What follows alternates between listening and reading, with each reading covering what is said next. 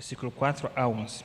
Mas vós, irmãos, não estáis em trevas, para que esse dia como ladrão vos apanhe de surpresa.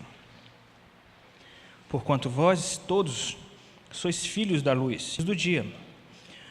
Nós não somos da noite nem das trevas. Assim, pois, não durmamos como os demais. Pelo contrário, vigiemos e sejamos sóbrios.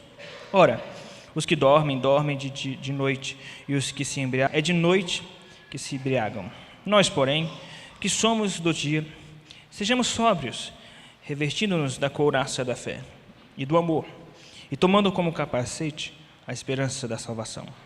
Porque Deus não nos para a ira, mas para alcançar a salvação mediante nosso Senhor Jesus Cristo, que morreu por nós, para que, quer vigiemos, quer durmamos, vivamos em união com Ele.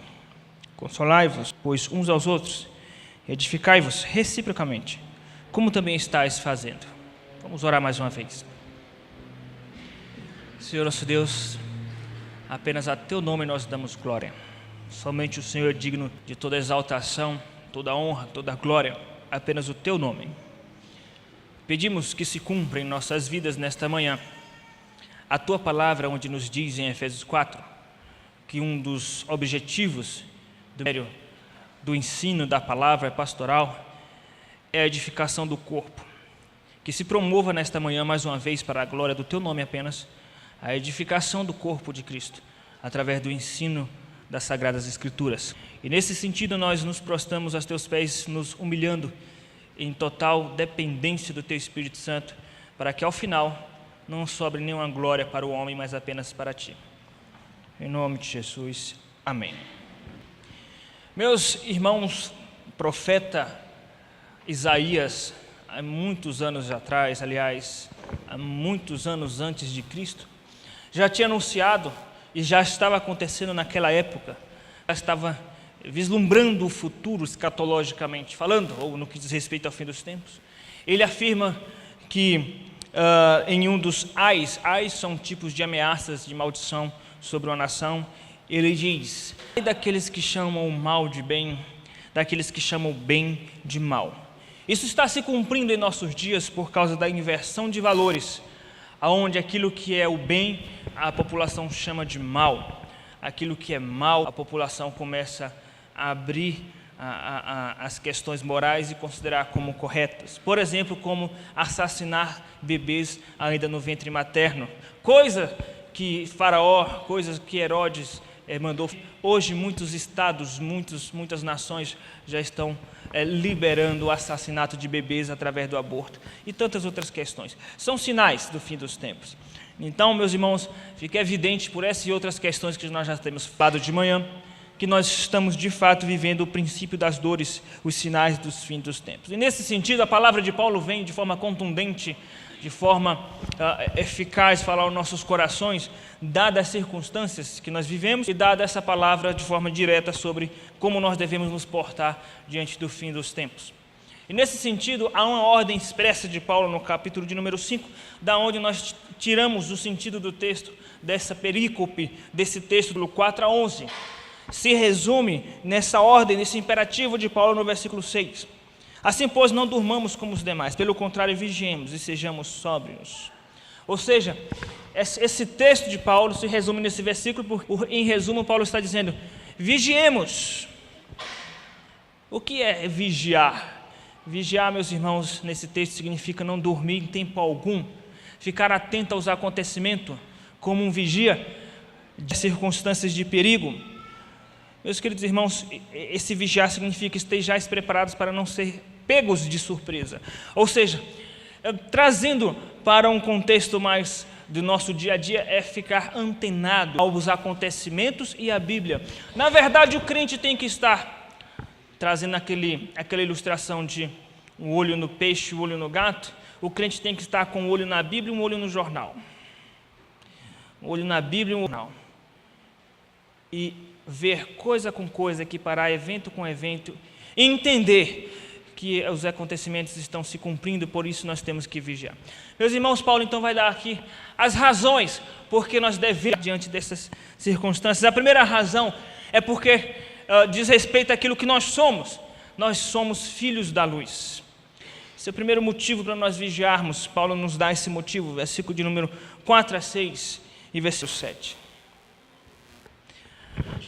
Mas vós, irmãos, não estáis em trevas, para que esse dia como ladrão vos apanhe de surpresa. Porquanto vós todos sois filhos da luz e filhos do dia. Nós não somos da noite nem das trevas. Versículo de número 6. Assim, pois, não durmamos como os demais. Pelo contrário, vigiemos e sejamos sóbrios. Ora, os que dormem de noite e os que se embriagam, é de noite que se embriagam. Paulo, para nos exortar e fundamentar estas questões, ele traz uma metáfora. A metáfora é extraída do contexto do hábito noturno, não só daquele tempo, mas que se aplica em todas as épocas. A noite serve para o descanso, é o momento em que as pessoas estão dormindo. Também é um momento que muitos se embriagam, praticam de orgias. Geralmente é à noite, porque se faz as coisas às escuras, às escondidas, nas questões de imoralidade. Então Paulo usa essa metáfora para dizer o seguinte: nós não somos como os ímpios que dormem espiritualmente. Ele usa a metáfora do dormir fisicamente. Nós não estamos dormindo espiritualmente, nós não estamos embriagados espiritualmente. Nós somos filhos da luz. É bem verdade que essa primeira parte dessa temática, Paulo ele nos exorta como uma afirmativa e como uma exortação, uma admoestação. Em que sentido?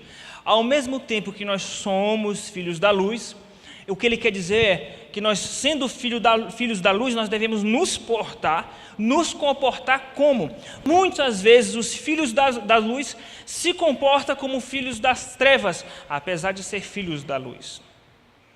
O fato de nós sermos filhos da luz não nos deixa livres da possibilidade de pecar e se como filhos das trevas. O fato de nós sermos do grupo que está acordado, nós não somos dos que dormem, ele diz.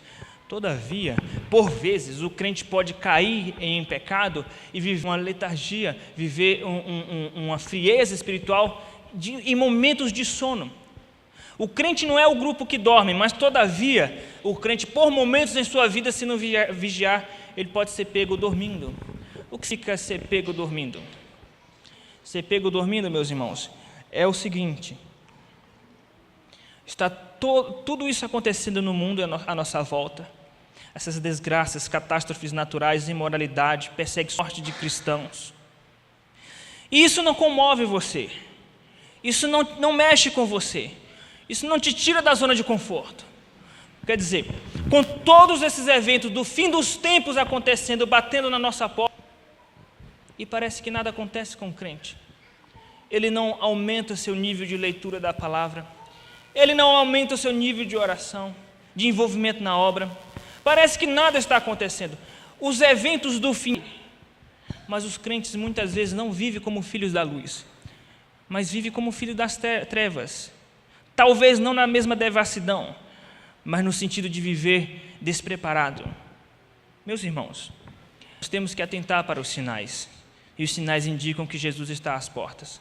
Jesus está voltando. Os eventos estão aí. Os sinais do fim estão aí.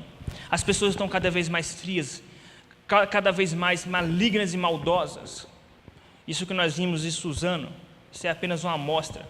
Mas já há algum tempo que nós já temos visto que isso está acontecendo cada vez mais com frequência, em um intervalo menor de tempo, com proporções cada vez mais desastrosas e com requinte de crueldade e desafeto.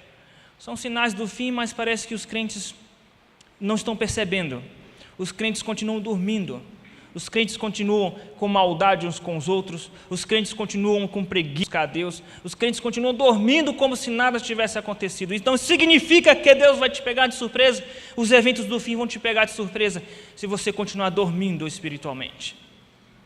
Por que a sua vida não muda, mesmo diante de tantos catastróficos que acontecem como sinais do fim? Por que você não muda? Por que você não sai dessa zona de conforto? Isso significa que isso não tem te comovido a buscar mais a Deus. Você é filho da luz. Comporte-se como filho, não como filho das trevas. Essa é a primeira razão para nós vigiarmos, porque nós somos filhos da luz. A segunda razão para nós vigiarmos, meus irmãos, é porque Deus disponibiliza armas espirituais para nós vivermos. Um soldado, um vigia, ele precisa de armas. Na verdade, ele precisa de armadura para não ser pego de surpresa e no momento da batalha ele está preparado. O Espírito Santo disponibiliza essas armas. É a armadura de Deus. E Paulo fala de forma resumida a armadura de Deus aqui, da qual ele em outro momento ele explica de forma mais detalhada em Efésios. Mas aqui ele já dá um resumo sobre essa armadura. Versículo de número 8. Nós, porém, que somos do dia, sejamos sóbrios, revestindo-nos da couraça da fé, do amor e tomando como capacete a esperança da salvação. A couraça, na verdade, é um escudo que protege a parte torácica do peito, da região dos órgãos vitais, do coração, do pulmão. Protege contra flechadas, contra espadas, contra perfurações. Isso significa, Paulo resumiu a arma de Deus aqui naquilo que é vital. O que é vital para a vida cristã? Quais são os órgãos vitais do cristianismo? A fé, o amor e a esperança. Isso deixou claro na sua primeira carta aos Coríntios, capítulo 13, versículo 13. De tudo o que nós falamos, subsiste a fé, o amor e a esperança. São os órgãos vitais do cristianismo. Então, você tem que ser vivido com a fé. O que significa a fé e o que tem a ver com os fins dos tempos? O crente que está dormindo, ele não está enxergando, é porque ele está dormindo espiritualmente, então ele não enxerga as coisas espirituais. O que é fé? Fé é você se aperceber das questões, das coisas que não se pode ver materialmente. Fé é a certeza das coisas que não se vê, diz lá em Hebreus capítulo 11. Então apenas um crente que vive pela fé é que vai se aperceber. Mas pastor, todo crente vive pela fé. Mas tem crentes que por algum momento está dormindo, não está enxergando. Você tem que estar com os olhos espirituais abertos e viver pela fé, não pelas coisas, pelas circunstâncias que se veem.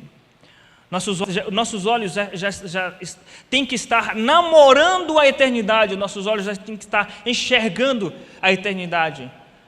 Os pés aqui, mas os olhos já na eternidade. Paulo diz isso em 1 Coríntios capítulo 7. Usando desse mundo, mas como se não fôssemos deste mundo. Então, a fé é a primeira parte da armadura. O amor é a outra parte da armadura. Por quê? Porque no fim da perseguição, cada vez mais vai ser necessário que o mundo reconheça o nosso selo. Qual é o selo dos crentes? O amor cristão.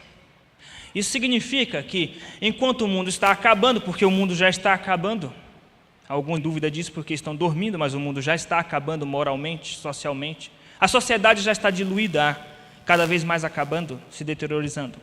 Enquanto o mundo está acabando, muitos crentes estão se degladiando, falando mal uns dos, falando mal da igreja, falando mal da liderança.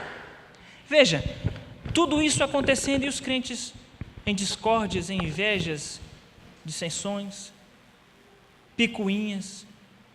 O crente que está em picuinha em dos tempos é porque ele está dormindo, não percebeu ainda o que está acontecendo. Não percebeu ainda. Nós temos que demonstrar nosso amor ao próximo cada vez mais conforme a chegada dos sinais dos tempos. Então, couraça da fé, o amor e o capacete da salvação, capacete da esperança da salvação. O que significa esse capacete? O capacete, ele protege a cabeça, ele protege a nossa mente, e a nossa mente, por vezes, se torna alvo fácil de Satanás. Enquanto a Bíblia te promete que você, sim, uma vez salvo, salvo para sempre, o diabo diz, não, você cometeu um pecado, pode ser que Deus não te ame mais. Será que você realmente foi salvo? Deus não te ama mais. Eu acho que você não vai para o céu. E fica te perturbando por causa da insegurança da salvação. Desenvolva a certeza da salvação, desenvolva a segurança, porque, meus irmãos, quando chegar o fim, se você for um crente inseguro quanto à salvação, você não vai suportar, você vai negar a Cristo. Aliás, da nossa geração, se Cristo aparecer hoje, poucos vão sobrar, poucos vão ser fiéis a Cristo, poucos. Esperamos em Deus que nós sejamos desse poucos, que você seja parte desse pouco. Porque são crentes em que, ou crentes que vivem na prática da imoralidade, ou crentes que vivem uma vida de frieza espiritual, ou crentes que vivem uma vida de insegurança, não sabe se é salvo um dia, se é salvo no outro dia, se não é mais salvo. Poucos crentes vivem uma vida de segurança, de certeza. Pois se Jesus voltar hoje, se o anticristo aparecer, você não vai suportar e vai negar a Cristo. Por isso você tem que cada vez mais desenvolver a esperança da salvação. Como, pastor? Foi o que Paulo diz para Timóteo: toma posse da vida eterna. Isso significa que essa certeza vai vir conforme você orar e buscar Deus na palavra. Meus irmãos, as razões para nós vigiarmos em meio ao fim dos tempos. A primeira razão, porque nós somos filhos da luz. A segunda razão, por causa da armadura de Deus. A terceira razão é porque nós temos a consolação cristã. Versículo de número 11. Consolai-vos, pois, uns aos outros, e edificai-vos mutuamente, como também estáis fazendo. Ou seja, acorde o seu irmão. Eu não vou dizer aqui, fale para o irmão que está do seu lado, acorde. Não vou gastar meu tempo com isso. Quando você perceber que o seu irmão está dormindo espiritualmente, vai e exorte: meu irmão, o que está acontecendo? Eu estou percebendo que você não está vindo para a igreja, estou percebendo que você está desanimado. Meu irmão, nós estamos vivendo já o fim dos tempos. Você quer ajuda, você quer oração, nós precisamos nos levantar, nós precisamos nos consolar uns aos outros. Nós precisamos buscar aqueles que estão feridos, que estão entristecidos, reanimar uns aos outros, consolar uns aos outros reciprocamente com esta mensagem. Essas são as 3 razões para nós vigiar no fim dos tempos. Somos filhos, temos a armadura e temos uma consolação para nós compartilharmos. Que Deus nos abençoe.